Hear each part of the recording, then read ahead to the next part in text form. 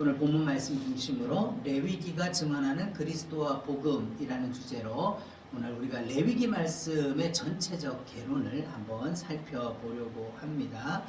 성경은 문제에 대한 해답으로 우리 가운데 주어졌습니다. 그러면 이 레위기의 문제가 무엇인가 라고 하는 거죠. 이것이 바로 16장에 보면 여호와께서 성소의 휘장 안, 한마디로 이 그림이 바로 지성소 안의 모습을 보여주고 있습니다. 근데 그때 아무나 들어오지 말라. 그리하면 아무나 들어오지 말라. 그리하여 죽지 않도록 하라라고 말씀을 하는 거죠. 다시 말하면 아무나 들어오면, 아무 때나 들어오면 산다 죽는다 죽게 된다. 그래서 이게 출입 금지, off the limit, 출입 금지가 되었다는 거예요.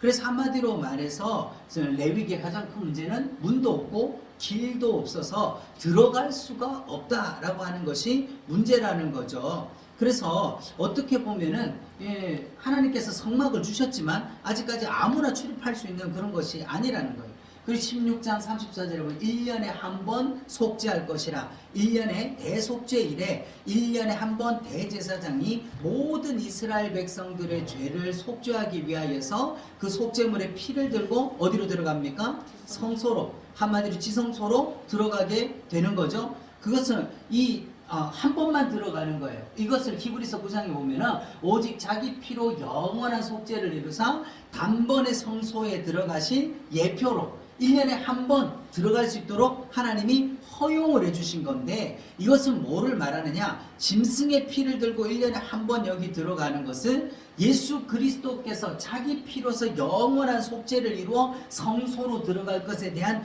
예표, 그 예표로서 한 번 허용을 해주신 것이다 하는 거죠. 그래서 히브리서 9장 8절에 보면 첫 장막이 있는 동안에는 뭐가 없었다? 성소에 들어가는 길이 아직 나타나지 아니한 것이다. 첫 장막이 뭡니까? 바로 이 성막이 서 있을 때, 이 성막이 있을 동안에 성소로, 지성소로 들어가는 길이 아직 나타나지 않았다, 열리지 않았다는 거죠. 출애굽한 이스라엘 백성들에게도 시내 산에서도 경계를 정했어요. 하나님 6월절 어린 양의 피로 그들을 대속해서 애굽의 종살이에서부터 끌어냈지만 그들이 하나님의 영광 가운데로 들어가지 못하는 이 시내산의 경계를 치고 아무나 들어오면 거기 다 죽게 된다, 짐승이라도 죽는다 라고 경계를 정하신 것을 우리가 볼 수 있는 거죠. 그럼 레위기의 핵심장인 16장, 바로 대속죄일의 규례를 통하여 가지고 하나님은 우리가 어떻게 그러면 하나님의 앞으로, 이 보좌 앞으로 지성소로 들어갈 수 있는가라고 하는 해답을 주셨다는 거죠. 레위기 16장 15절 보면 백성을 위하여 속죄제 뭐를 잡아라? 염소를 잡아라. 이 대속죄일에는 염소를 몇 마리 준비합니까? 2마리를 준비하죠. 그래서 그 중에 한 마리는 속죄제로 여호와 앞에서 잡아가지고 그 피를 가지고 휘장 안으로 들어가라 라고 말씀을 하는 거죠. 이것이 무엇입니까? 그 피를 가지고 누가 들어가는 거예요? 대제사장이 들어가는 건데, 대제사장이 1년에 한 번 이 지성소로 들어갈 수 있도록 하나님이 허용을 해주셨더라도 뭐가 없으면 못 들어갑니까? 피가 없으면 들어갈 수가 없다는 거예요. 빈손으로 갈 수가 없다는 것이죠. 그래서 히브리서 9장 7절에 대제사장이 홀로 1년에 한 번 들어가되 뭐 없이는 안 된다? 피 없이는 안 된다. 그럼 이 피를 가지고 어떻게 하라고 하나님이 명하시는 거냐? 속죄소 위와 속죄소 앞에 어떻게 해라? 뿌려라. 그러니까 이 짐승의 피를 가지고 제사장에게 주어서 그 대제사장이 들고 지성소 안에 들어가서 속죄소 위와 속죄소 앞에다가 뿌린다라고 하는 거죠. 출애굽기 25장 22절에 증거계 위, 이 속죄소 위치가 어디냐? 그게 증거계 위다. 그게 피가 뿌려진 속죄소다 하는 거죠. 거기서 뭘 하시는 거예요? 거기서 내가 너와 만난다. 어떻게 만날 수 있게 됐냐는 거죠. 들어갈 수 없다라고 하는 것이 레위기의 문제였는데, 들어가는 방법이 뭐냐? 피를 가지고 들어가서 거기서 그 피가 어떻게 할 때? 속죄소 위와 속죄소 앞에 뿌려질 때 누구를 만날 수 있다는 거예요? 하나님과 만날 수 있게 된다라고 하는 것이죠. 그래서 하나님이 만나 주시겠다고 하신 이 속죄소에 대해서 우리가 좀 더 확실하게 알아야 돼요. 출애굽기 25장 21절을 보면 속죄소가 뭐냐? 이 법궤 위에 얹어라 라고 말씀을 하죠. 그러면 그 법궤 안에는 뭐가 들었습니까? 증거판을 궤 속에 보관해라. 저 모세가 시내산에서부터 받아온 하나님의 십계명을 기록한 돌판이 거기에 들어있는 거죠. 한마디로 속죄소가 법궤 안에 있는 율법을 덮고 있는 그런 구조예요. 우리가 그림을 보면 요런데 요렇게 표시된 여기가 속죄소예요. 여기에다가 뭐를 뿌려라? 피를 뿌려야 된다. 그럼 이 속죄소 증거궤 안에는 뭐가 들었습니까? 법궤 안에 두 돌판, 증거판이 들었어요. 근데 이것이 바로 속죄소가 되려면 뭐가 뿌려져야 된다? 속죄소가 되면 대속의 피가 뿌려져야만 된다라고 하는 거죠. 그럼 대속의 피가 뿌려지려면 어떻게 되는 겁니까? 죽어야 된다는 거예요. 짐승이라도 죽어야 그냥 피가 뿌려지는 게 아니니까 짐승의 피라도 뿌려져야 된다는 것이죠. 그래서 이 피가 뿌려질 때 하나님께서 이 피를 통하여서 뭐를 보는 겁니까? 바로 이 증거의 율법을 보게 되는 거죠. 한마디로 말해서 우리가 이 피로 말미암아 법 아래 있지 아니하고 은혜 아래 있게 된다라고 하는 이것을 우리 가운데 증거해 주시려고 하는 거라는 거예요. 그럼 레위기의 예표가 어떻게 실제로 성취되었는가? 예수님께서 십자가에서 달려서 다 이루었다 하실 때에 뭐가 됐다? 성소의 휘장 위로부터 아래까지 찢어져서 둘이 되었다. 한마디로 지금까지는 성소와 지성소가 휘장으로 가로막혀서 1년에 딱 한 차례 예표적으로 대제사장이 모든 백성의 죄를 속하기 위하여 그 짐승의 피를 가지고 들어갈 수 있었는데 예수님께서 십자가에서 다 이루었다 하실 때에 이 휘장이 찢어져 버렸다. 이제는 더 이상 나뉘어지지 않는다. 들어갈 수 있게 됐다. 문이 됐다는 것이죠. 그래서 히브리서 10장 20절에 그 길은 우리를 위하여 휘장 가운데로 열어놓은 어떤 거다? 열어놓은 휘장 가운데로 열어놨다. 휘장을 찢었다는 거죠. 그래서 휘장 가운데로 열어놓으신 뭐가 되졌다? 새로운 살 길이다. 왜 새로운 거냐? 과거에는 없었다는 거. 과거에 없던 길이라는 거예요. 이게 과거에는 들어갈 수 없어. 아담의 범죄 이후로부터 생명나무에 이르는 길들이 막혀서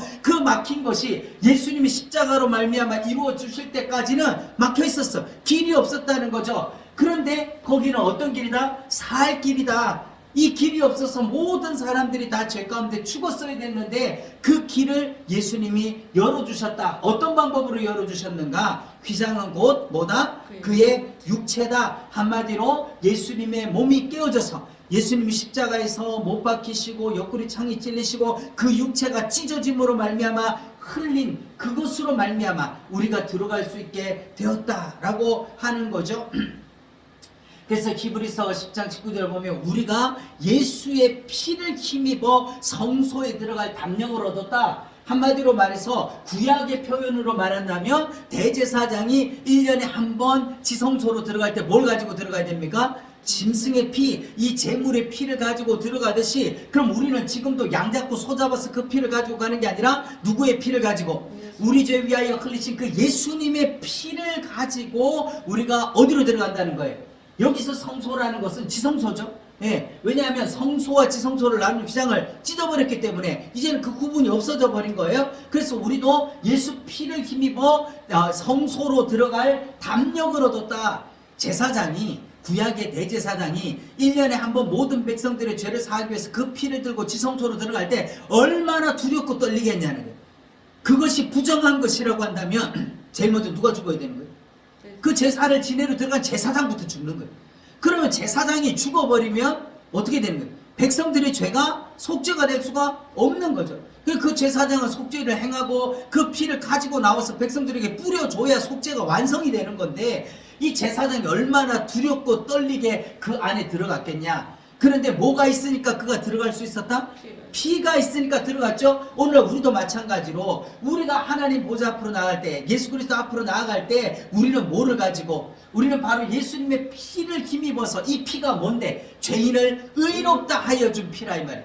그 피를 가지고 가서 우리가 하나님 앞에 설 수 있기 때문에 우리가 담대할 수 있다. 우리 죄가 끝났다, 우리 죄값을 갚았다, 우리 죄값이 해결됐다 라는 이 믿음 가지고 들어갈 수가 있다는 거죠. 그러면 1년에 한 번, 구약으로 말하면 지성소에 들어갈 수 있는 사람이 누굽니까? 대제사장 한 명밖에 없어요. 대제사장. 그렇다면 우리가 지성소 들어간다는 우리 신분이 어떻게 됐다는 겁니까? 우리가 왕같은 제사장이 됐다는 거예요. 그래서 히브리서 4장 14절에 보면 우리에게 이와 같은 큰 대제사장이 계신다. 대제사장이라는 게 크다는 건데 거기 앞에 또 큰 자가 붙었어요. 왜 그렇습니까? 우리가 예수 피를 힘입어 성소로 지성소로 들어갈 수 있는 대제사장이 됐다면 우리보다 더 큰 제사장이신 예수 그리스도 주님은 왕중 왕이시다라고 하는 것을 표현하는 거죠. 그럼 바울은 성경 어디에 근거해서 그리스도의 비밀을 깨달았는가? 에베소서 3장 4절에 너희가 이 성경을 보면 내가 그리스도의 비밀을 깨달은 줄 알 것이다 라고 한 그 말씀. 그럼 바울은 어디에서 이것을 깨달았는가 보면은 로마서 3장에서 세 번의 아래를 얘기해요. 율법 아래, 죄 아래, 심판 아래. 이게 뭡니까? 죄인의 실상인 거죠. 우리가 이 구속이 없을 때는 우리가 율법 아래서 모든 죄로 말미암아 심판 아래 있게 됐다라고 하는 거예요. 그런데 이 레위기 16장을 근거로 해서 이걸 깨달은 거죠. 그런데 사도 바울은 하나님이 보실 때 우리를 볼 때 어떻게 하냐? 하나님이 우리를 이렇게 내려봐요. 내려볼 때 뭘 통해서 보느냐 이거죠. 뭘 통해서 보느냐가 중요하다라고 하는 거예요. 만약에 이것이 우리 속죄소에 피가 뿌려져 있지 않다면 속죄소 위와 속죄소 앞에 그 제물의 피를 뿌리라고 레위기 16장에서 말씀을 했는데 만약에 그 속죄의 피가 뿌려지지 않았다면 어떻게 되는 겁니까? 하나님께서 우리를 죄로 그대로 보는 거예요. 율법을 그대로 보는 거예요. 그러면 그 심판을 누구에게? 우리에게 쏟았을 때 우리는 구원받을 가능성이 전혀 없다는 거예요. 그런데 하나님과 이 죄인 사이에 뭐가 뿌려져서 이 피를 통해서 볼 때 내가 그 피를 볼 때 너희를 어떻게 하리라? 넘어가리라. 내가 그 피를 볼 때 너희를 넘어가리라 한 거죠. 그래서 로마서 6장 14절에 죄가 너희를 주장하지 못하리니 왜 못하게 되는 겁니까? 이제는 우리가 죄 아래, 율법 아래, 심판 아래 있지 아니하고 어디 아래? 은혜 아래, 법 아래 있지 아니하고 은혜 아래 있게 됐기 때문이다. 그럼 이 은혜가 뭐냐? 이 은혜가 뭐예요? 바로 우리를 피로 값주고 산 예수님의 십자가 보혈, 그 보혈 밑에 있기 때문에 우리가 긍휼을 얻을 수 있게 됐다는 거죠. 그럼 이런 맥락에서 레위기의 요절을, 레위기의 가장 중심적인 요절을 택하라라고 한다면 17장 11절을 택하. 오늘 본문 말씀. 내가 속죄제의 피를 어떻게 하겠다? 너희에게 주어 제단에 뿌리게 하겠다라고 말씀을 하셔요. 이 속죄제는 단순하게 제물을 잡아서 하나님 앞에 드려지는 것만으로 끝나는 게 아니라는 거예요. 하나님이 받고 끝난 게 아니라 하나님께서는 그 피를 다시 너희에게 주시겠다라고 말씀을 하는 거죠. 그래서 대표적으로 누구에게 이 피를 준 겁니까? 구약에서는 대제사장에게 줘서 백성의 죄를 속하라라고 하는 거죠. 그래서 그 피를 가지고 지성소에 들어가서 속죄소 위와 속죄소 앞에다가 뿌려요. 그래서 그것을 뿌려서 속죄하게 하였나니 생명이 뭐에 있다? 피에 있으므로 피가 죄를 속하느니라 라고 말씀하시는 거예요. 이게 구약이에요. 그죠? 그러면 하나님이 주시려는 피는 뭐냐? 하나님이 주시려는 피, 이게 우리 짐승의 피를 주려고 하는 거냐? 그건 예표라는 거죠. 히브리서 10장에서 이는 황소와 염소의 피가 능히 죄를 없이 하지 못한다. 이건 예표라는 거예요. 예표. 이 그림자라는 거예요. 그러면 우리에게 주시려는 그 피는 뭐라는 거죠? 그 피는 뭐라는 거예요? 하나님의 아들의 피를 주시려고 한다. 이게 황소나 염소의 피, 짐승의 피가 아니다. 그걸 베드로전서 1장 2절에서는 그리스도의 피다. 하나님의 아들의 피다. 그래서 우리가 어떤 사람이냐? 그 그리스도의 피 뿌림을 얻기 위하여 택함을 받은 자들이다 라고 말씀하는 거죠. 할렐루야. 그래서 6월절의 피를 대문에 뿌렸습니다. 근데 하나님의 그 대문에 뿌려진 피를 통해서 넘어갈 수 있다. 그 피를 볼 때에 내가 너희를 넘어갔다 라고 하는 거죠. 그럼 오늘날에 우리가 그 피 뿌림을 얻기 위하여서 택하심을 받았는데, 그럼 언제 이 핏부림이 우리 가운데 주어지게 되는가? 언제 우리 가운데 주어지게 되는 겁니까? 바로 예수 그리스도의 십자가 복음을 성령님에 의해, 복음을 증거할 때 성령님에 의해서 듣는 자들이 그 핏부림을 받게 되는 거죠. 그리고 우리 주님이 흘리신 그 피, 바로 이 아들의 피를 하나님이 주시려는 거는 예수님이 오셔서 우리 죄를 다 이루실 그때까지 뭐를 기념하기 위해서, 기억하게 하기 위해서, 이 아들의 피를 주실 것을 기억하게 하기 위해서 뭐를 주셨다? 짐승의 피를 통한 대속죄를 정해놨다는 거예요. 그죠? 그러니까 예수님께서 마지막 6월절 만찬을 하실 때 내 살을 먹어라, 내 피를 마셔라, 인자의 살을 먹고 인자의 피를 마시지 않으면 나와 관계없다라고 할 때 그 율법에 정통한 유대인들, 그렇게 절기를 지키고 있던 유대인들은 예수님을 누구로 알아봐야 되는 겁니까? 아, 하나님께서 피를 줄 때가 있다고 그러더니 피를 먹지 말라고 하다가 피를 줄 때가 있다고 했는데 그 피를 주시는 분이 저분이구나. 그럼 저분이 우리가 기다리는 메시아구나. 이걸 알아야 되는데 그들은 율법은 지키고 있고 절기는 지켰으나 그 절기의 완성, 그 율법의 완성인 예수 그리스도를 몰랐다는 거죠. 그래서 레위기 17장 12절에 하나님의 마음은 그러므로 내가 이스라엘 자손에게 말하기를 너희 중에 아무도 뭐를 먹지 마라? 피를 먹지 말라 말씀을 했어요. 왜? 하나님만 먹으려고 너무 좋은 거니까. 그래서 그런 것이 아니라 이 피를 줄 때가 있다. 함부로 다루지 마라. 이 피를 먹지 말라고 했는데 이 피를 너에게 줄 때가 있다. 주는 자가 있다. 요한복음 6장 53절 54절에서 진실로 진실로 인자의 살을 먹지 아니하고 인자의 피를 마시지 아니하면 너희 속에 뭐가 없다? 생명이 없다. 그리고 내 피를 마시는 자는 영생을 가졌다. 이때 바로 아무도 먹을 수 없는, 아무도 먹지 말라 하신 그 하나님의 말씀을 통해서 내 피를 마시라고 하는 이분이 올 때까지, 그러니까 실제로 보면은 예수님이 내 살을 먹고 내 피를 마시라고 그러니까 제자들이 어떻게 했어요? 다 도망가 버렸다는 거예요. 왜? 율법으로 레위기 17장에서 피를 먹지 말라, 짐승의 피도 먹을 수가 없는데 저가 위기에 자기 살을 주고 자기 피를 주어 우리에게 먹고 마시게 할 수 있는가? 이거 잘못됐다, 이거 이단이다, 이거는 우리가 생각하는 그런 게 아니다. 그래서 다 떠나버렸다는 거죠.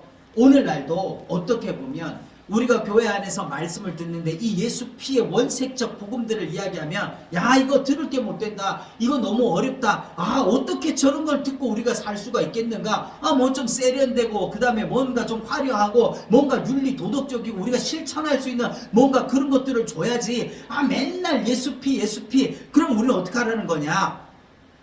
그래서 많이 떠나버리죠. 오늘날 교회 안에서도 수많은 사람들이 그래서 떠나버린 거예요. 네.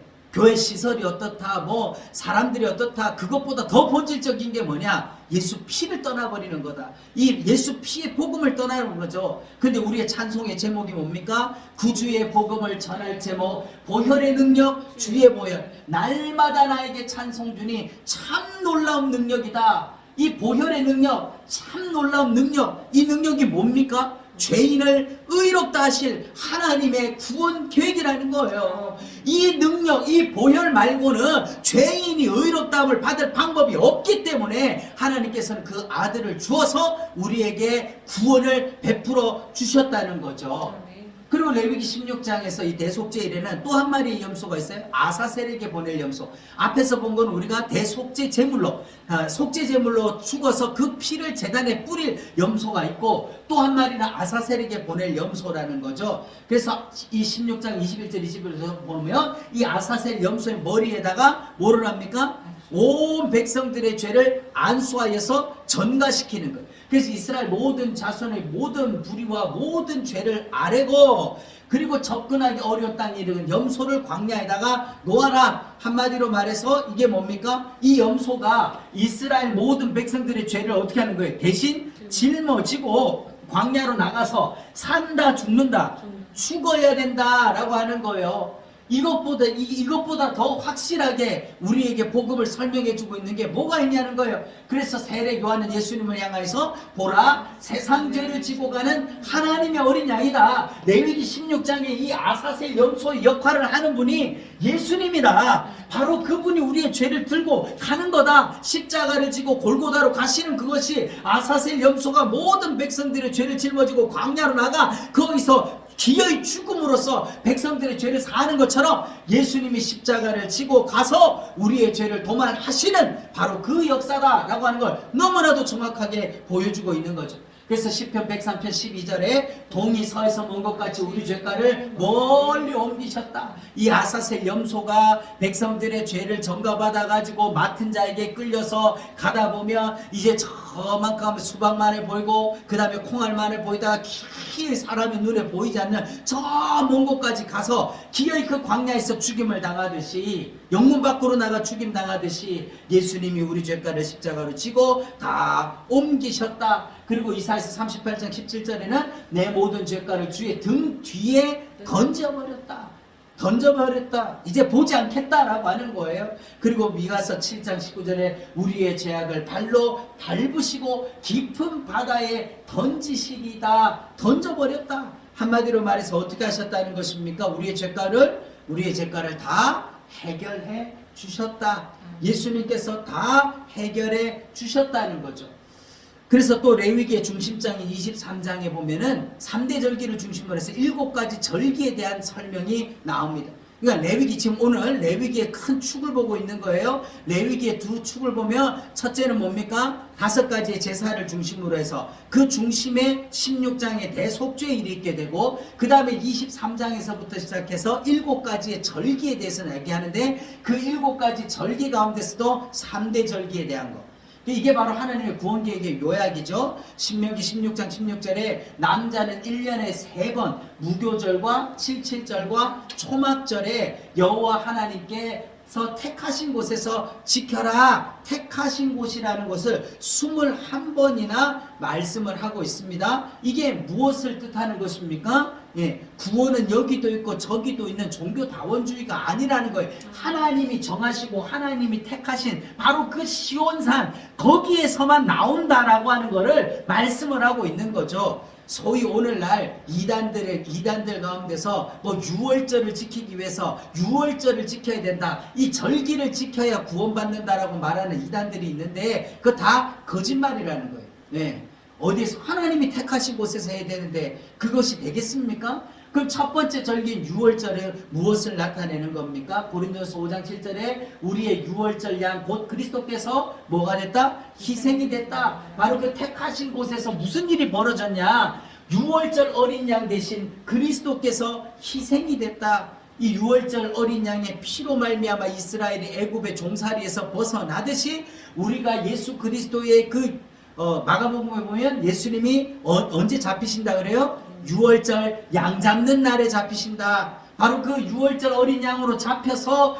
죽으심으로 말미암아 마귀의 종살이에서부터 우리를 구원하시는 그것이 뭐냐? 바로 그 택한 곳은 아브라함에게 말씀하셨던 것이요 모세를 통해서 또 다윗에게 말씀하셨던 바로 그 터에서 우리의 구원이 이뤘다. 그 터가 어딥니까? 갈보리 십자가. 거기로부터 우리의 구원이 오게 됐다는 거예요. 그럼 두 번째 오순절의 절기는 뭡니까? 23장 15절 보면 첫 이삭을 드린 날로부터 즉 부활절이 있고 난 다음부터 7 안식일을 채워라. 그럼 주님께서 부활하신 후 50일째 되는 날, 그래서 오순절이라 그러는 거죠. 50일째 되는 날에 어떻게 하는 겁니까? 새 소제를 드려라. 그때 새 소제, 이 새 소제가 뭡니까? 바로 이제는 구약의 소재가 아니라 새 소재, 한마디로 신약의 교회가 탄생을 하게 됐다라고 하는 거죠. 첫 이삭으로 말미암아 이 부활로 말미암아 뭐가 생겨났다? 신약의 교회가 탄생하는 거예요. 그리고 그때 오순절 날이 이미 이름에 제자들도 이때 부활하신 예수님과 40일간 함께 있으면서 부활하신 예수님이 제자들에게 해준 것이 뭡니까? 은사, 능력, 기적, 뭐 이적과 표적 이런 거 해준 게 아니라 뭐를 하셨대요? 말씀을 가르쳐 줬다는 거예요.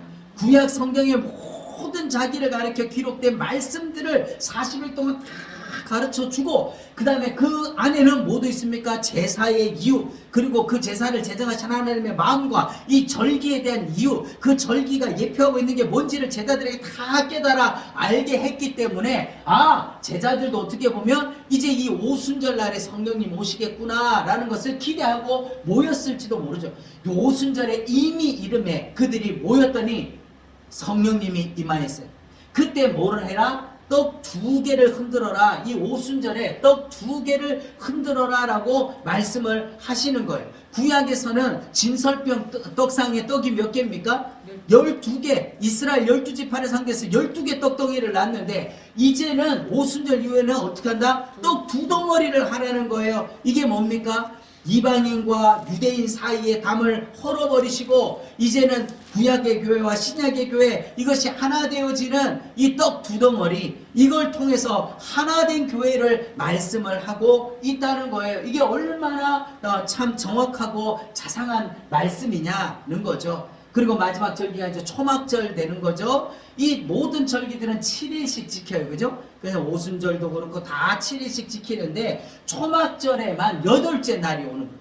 이 8째 날에도 너희가 성회로 모여라 라고 하는 거예요. 초막절이라고 하는 것이 우리가 영적으로 보면 어떤 절기입니까? 이제 모든 추수를 마치고 창고에다 곡식을 저장해 놓고 즐기는 절기예요. 한마디로 말해서 이건 우리가 영원의 추수 때가 끝나고 우리가 천국에 가서 영원히 누릴 그날인 거죠. 그날에 너희가 성회로 모여라 라고 말씀을 합니다. 민수기에 보면 이 8째 날은 장엄한 대회로 모일 것이요 라고 말씀해요. 요한복음에 보면 명절 끝날이 곧 큰 날이다, 최대 지일이다 라고 말씀을 하고 있는 걸 봅니다. 그럼 이게 왜 이렇게 제일 큰 날이냐, 왜 이때 8째 날이 있는 거냐? 다른 절기는 다 7날인데 7날까지 지키고 마지막 8째 날이 또 온다는 거예요. 자, 한번 보면 우리가 이 땅에 사는 날 동안에 제8요일이라는 게 있냐는 거예요. 없어요. 우리는 7일 단위로 인생을 살고 있어. 그렇기 때문에 제8요일 8째 날이라는 거는 우리의 이 땅에서 없는 시간이에요. 한마디로 말해서 우리가 영원한 하나님 나라에 가서 이 땅의 수고를 그치고 약속의 땅에 들어간 때죠. 그럼 이때가 언제입니까? 예수님이 재림하는 날. 그래서 누가복음 21장 35절에 이 날은 온 지구상에 가는 모든 사람에게 이 말이라. 어떤 날? 이 날이 어떤 날인데? 주님의 재림의 날 때. 이 주님의 재림의 날 때. 그런데 중요한 거는 주님의 재림이라는 건 한 가지 사건이지만 믿는 자들에게는 영생의 날이다. 그 믿지 않는 자들에게는 영원한 영벌의 날이 된다. 하나의 사건이지만, 예수님의 십자가도 하나의 사건이지만, 믿는 자에게는 구원을 주시는 하나님의 능력이 되지만, 믿지 않는 자에게는 하나님의 독생자의 이름을 믿지 않으므로 벌써 심판을 받아버리는 날이 된다. 우리 크고 두려움을 깨달아야 되는 거죠. 그래서 이 절기를 보면 6월절 어린 양으로 예수님이 죽임을 당하셨죠. 그리고 3일 만에 부활하셔서 잠자는 자들의 첫 열매가 되어주셨고, 그리고 50일째 되는 날에 오순절의 성령으로 우리 가운데 오셨습니다. 그리고 마지막 우리를 어디로? 초막절을 통하여 가지고 우리를 어디로 데려가시는 거예요? 영원한 하나님 나라로 데리고 가시는 그 역사를 이루는 거예요. 그럼 한마디로 말해서 유대인들이 이 절기를 지키는 것은 날짜나 어떤 그런 절기를 지키는 그런 것이 아니라 뭐를 기다리는 겁니까? 예수 그리스도 오실 길들을 예비하고 기다리는 거죠. 근데 3대 절기는 모두 하나님께서 이루어 주신 거예요. 그럼 우리는 뭘 해야 되냐 이 말이죠. 아무거나 안 하고 그냥 우리는 놀고 먹으면 되는 거냐? 그게 아니에요. 6월절에는요, 신명기 16장 3절을 보면 뭐를 먹어라? 고난의 떡을 먹어라. 이 고난의 떡이 뭐냐? 너희가 수고하고 애쓰고 막 고행을 하고 참회를 하고 뭔가 예수님을 위하여서 우리가 노력을 해라. 그런 얘기가 아니에요. 그런 얘기가 아니라 예수님께서 6월절 만찬을 나누실 때 뭐를 주셨어요? 제자들에게 내 살을 먹어라, 내 피를 마셔라 한 것 같이 예수 그리스도께서 이루어놓은 십자가 복음, 예수님이 이루어놓으신 이 십자가 복음을 먼저 먹어야 된다 이 말이에요. 우리가 교회에서 예수 믿을 때 뭘 먼저 막 일하고 저일하고 일을 먼저 해야 되는 게 아니라 뭐를 먼저 먹어야 된다? 예수 십자가 복음을 먼저 먹어야 된다. 그래서 이 복음의 은혜를 받고 그 복음에 배부르고 그 복음에 넘치는 감격을 가지고 나서 이 6월절 다음에 뭐가 오는 겁니까? 오순절에 와서 자원하는 예물을 드려라 라고 말씀하고 있어요. 이 자원하는 예물 뭐냐? 야, 바쳐라 다 바쳐라. 또 우린 이러니까 이거 가지고 뭐 돈 헌금 많이 해라, 뭐 시간 많이 들여라. 그게 아닌, 이 자원하는 예물의 최고가 뭐냐? 자원하는 예물의 절정이 뭐냐? 뭐예요? 이 십자가 복음 고난의 떡으로 우리가 배부르고 이 주님의 구원의 은혜로 감격이 넘쳐나면 로마서 12장에 뭐를 드리라고요? 너희 몸을 거룩한 산제물로 드려라. 이게 자원하는 예물의 절정이라는 거예요. 그러니까 예수 십자가 복음을 똑바로 알고 예수님의 복음을 맛보아 안 사람이 과연 또 타락하고 또 나쁜 짓 하고 그렇게 할 수 없다는 거예요. 비록 우리는 연약하고 부족해서 넘어지고 자빠지지만 그래도 우리 자신이 어떻게 성화의 길로 나아가는 그 하나님의 은혜 가운데로 사는 거죠. 그리고 마지막 초말절에 신명기 16장에 너나 자비나 자녀나 노비나 레위나 객이나 고아나 과부나 다 상관없이 어떻게 하라? 함께 즐거워하라. 그리고 그뿐만 아니라 온전히 즐거워할지니라. 어떻게 우리가 온전히 즐거워하는, 이런 모든 차별이 없어지고 이방인과 유대인의 구별이 없어지고 이 모든 것으로 우리가 함께 즐거워하고 온전히 즐거워할 수 있는 이 날이 언제 이루어지는 거죠? 바로 예수 그리스도의 재림의 날 때, 재림 날에 가서, 우리 재림 때 일하는 게 아니에요. 기뻐하고 온전히 즐거워하는 거죠. Your joy will be complete. 네, 좋아하는 말씀 아닙니까? Your joy will be complete. 너는 완전하게 온전하게 즐거워할지니라. 최대로 기뻐하라. 왜? 최대로 기뻐할 날이죠. 이 땅의 수고가 그치고 우리가 어디 가는 거니까? 천국 가는 거니까. 그래서 레위기 11장에서 15장의 주제를 보면, 왜냐하면 그러므로 이렇게 구조가 되어져 있어요. 하나님께서 자기 아들을 통해서 이렇게 우리 가운데 해주셨다는 거죠.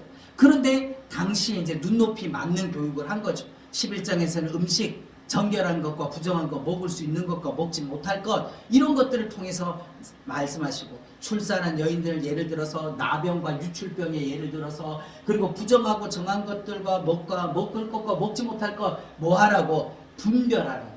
그 시대의 사람들은 아직까지 이 복음의 비밀을 깨닫지 못했으니까 그들의 눈높이에 맞춰서 분별하게 하기 위해서 이 율법을 주신 거예요.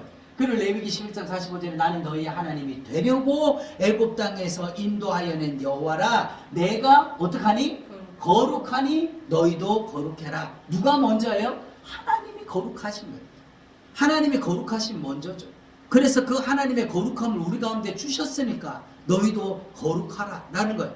우리가 에덴 동산으로 돌아가 보면 첫사람 아담이 범죄하기 이전에는 거룩하신 하나님과 함께 있었어요. 그런데 뭐가 들어오니까 죄로 말미암아 그 거룩한 하나님과 함께 할 수 없는 부정하고 더러운 것이 돼버리니까 에덴에서 쫓겨났다는 거예요. 그럼 온 인류의 가장 큰 그게 뭐냐? 문제가 뭐냐? 다시 돌아갈 방법이 뭐냐? 내가 아버지 집으로 다시 돌아갈 방법이 뭐냐? 그게 가죽옷의 비밀로 우리 가운데 알려주신 것이고, 그것이 율법으로서는 제사와 절기를 통하여서 그리스도 오실 길을 기다리게 했고, 또 오늘날의 신약의 성도들은 십자가 복음으로 말미암아 거듭나서 우리가 의로움을 받아서 누구를 기다리는 겁니까? 다시 오실 신랑 예수 그리스도를 기다리게 하는 그 역사를 어디를 통해서 지금 그걸 기다리게 하고 있는 거예요? 구약에서는 율법과 성막을 통해서라면 오늘날은요, 교회를 통해서, 교회와 십자가 복음을 통해서 다시 오실 예수 그리스도의 길을 예비하고 기다리고, 또 우리를 신부로서, 거룩한 신부로서 하나님과 중매에 서기 위하여 사도 바울의 마음으로 성도들을 준비하는 기간이다라고 하는 것이죠.